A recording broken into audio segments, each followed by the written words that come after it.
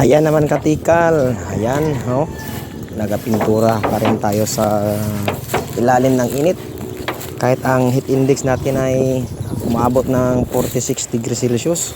Ayan, patuloy pa rin ang trabaho, patuloy pa rin ang work para sa ekonomiya ng bayan, oh. Ayan. Ganyan kataas yung pinipinturahan namin. Ang ginagamit namin dyan ay red oxide na primer. We use red oxide primer para sa atip pagpintura at pag-repair ng mga garahe. Ayan. Oh, yan ang ginagapangan. Yan, slow, mapataas. Matuktok yung pinapinturahan na yan. Ayan. Gumagamit lang siya ng tubikol ng scaffolding. Ayan. Oh. Yan ang namin pinipinturahan. Ayan, oh. Tingnan natin kung gaano kataas yan, oh. Ayan. Ganun siya kataas. Sobrang init. Pero kaya pa rin. Buti na lang. Mainit siya pero may hangin din. Okay na rin.